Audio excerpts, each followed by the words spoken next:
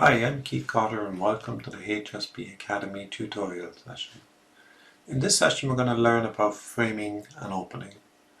That would be framing a window or a door with the details that you choose to detail that opening. You'll learn how to add headers, be able to create parametric side details so that if you had one or two supporting or known also as cripple studs on the side of an opening, and you'll also be able to configure with king studs on the side of that opening as well. So this is a session showing you how to detail this opening. So let's get stuck in and see what happens. Okay, so we've got a wall here with an opening in it, and purely for clarity I'm going to turn off in the console the other wall, and in this element number 3 I'm also going to turn off zone 1. So we see here is what is the result of the default opening that's inside an HSB design if you do not define any type of opening for your design. So this is just typically with single elements both on the header, transom and the side.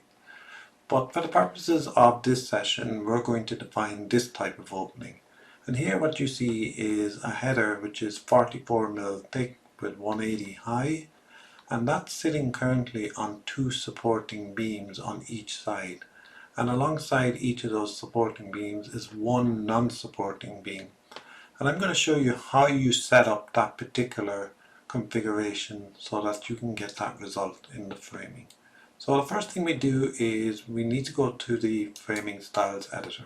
Now in the Framing Styles editor we've already learned about the inventory from an earlier session of the Framing Styles editor which I recorded, and if you don't understand how to set up these inventories you should watch that tutorial first of all. But here you can see I've already defined a header, non-supporting stud, transom and supporting stud, and assigned my own inventories as such to each of these. So let's go into the opening, and I'm going to add an opening style. And the first thing we're going to do is we're just simply going to name this. I'm just going to call it something like win for window. And the first thing I want to do is I want to define what my top detail is going to be.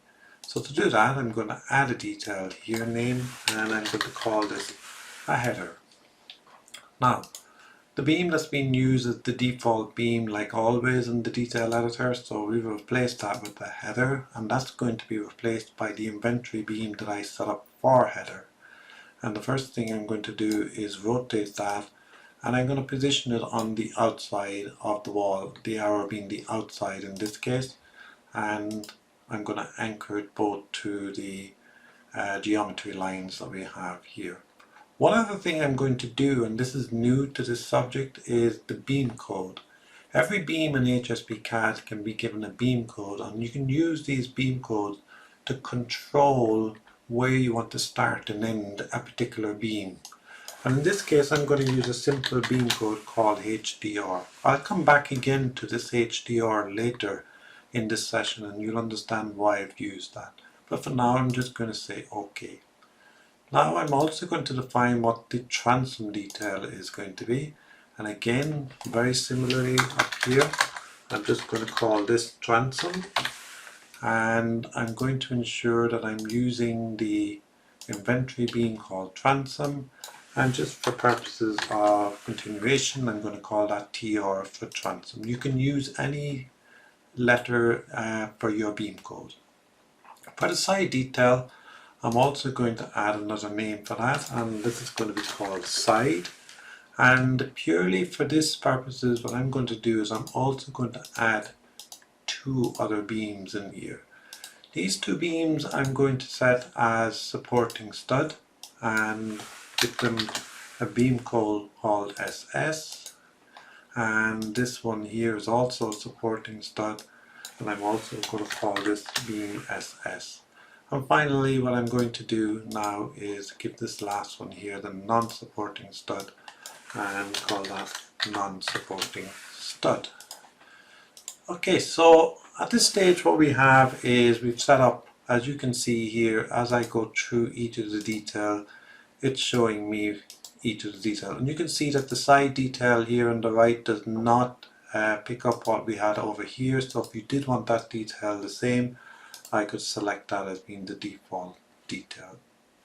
Now, we're going to go back here to the header detail. This header detail, what we want to be able to do is control where that ends on a side detail.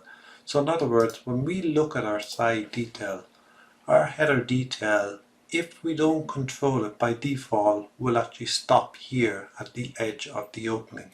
But in reality, we wanted to stop here on this particular part of the detail. So in order to achieve that, we use a tool called a cut tool. And I add a cut tool and I hover over this joint area here, and it presents me with a cut line, and I can flip the arrow in either direction. I cut away from the beam as if I want to cut off part of the beam. And when I do that, I'm presented up here with properties. And what I do is I put in here the connection code, and this is now where we start to use our beam code. If you remember with my header, I had called this HDR.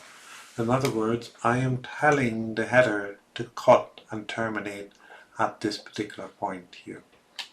So we say OK to that.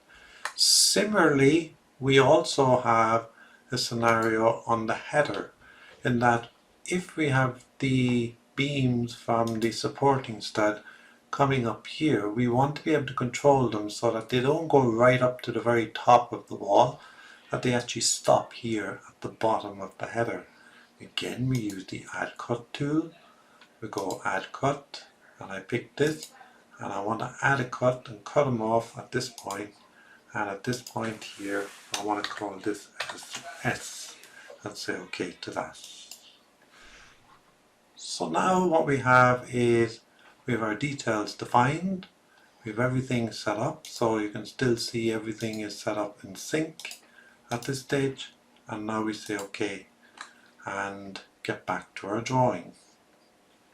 Now the next step is an important step. It's a step that's often forgotten, and that is we have an opening inside in our Revit, and what we need to be able to do is tell this opening to use a certain detail set from our framing style. To do that, you select the opening and then match opening. What this will do, it will present us with the family of the window in question and all the various types that there are. And alongside that then is you have your framing style that you've defined. In my case, I've only defined one, but you could actually define numerous framing styles for the opening and assign them all to different types depending on the height or the width of the opening. So for example, if you had quite a large opening, you could say I want to have a deeper header over that opening, and thus you would create a bigger header with a different detail name. But in my case, I'm just going to use win as all of these header names, and I save my setting. Okay, now it's time to get the framed result. So at this stage, what we now do is we generate the opening, and thus we then go back to the console and we turn off zone 1. And what we have is a near perfect result, but with one slight issue, and that is we can see that the stud on the top of the header are now protruding right through the header. We need to be able to control those. So once more we go to our framing styles. So we go to the opening style and we go to the header detail. And the beams that are going through the header are called core beams. So we can define those core beams and define exactly the point where we want the beam to stop, which is the top of this header here. So that now controls the stop point of those beams bearing down onto the header. So I'd say OK to this.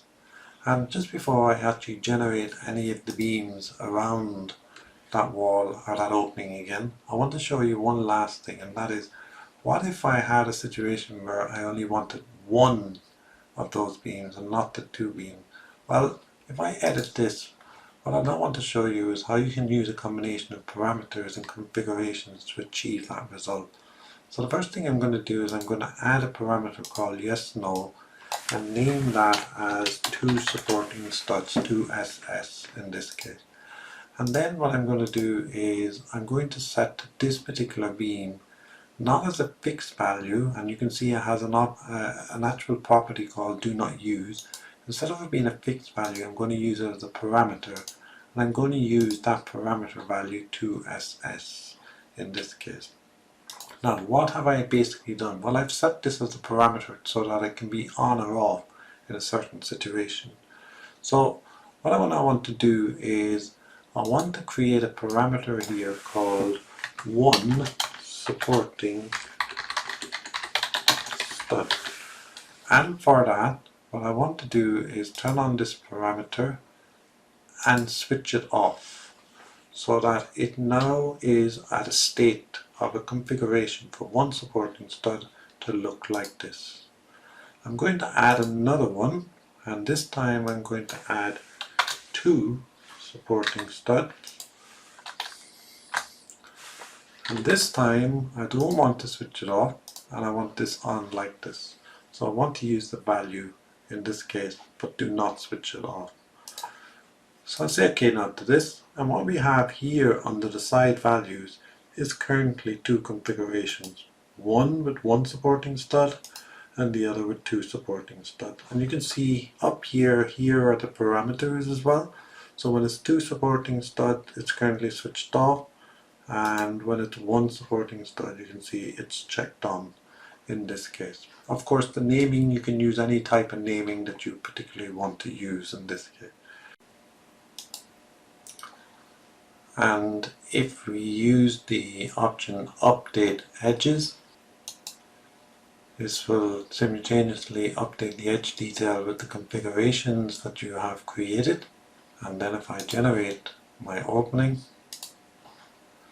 and finish it and go to this level and turn off zone 1, you will now see that here on my opening I have two different types of opening. On the left, on the right I have one beam, on the left I have two.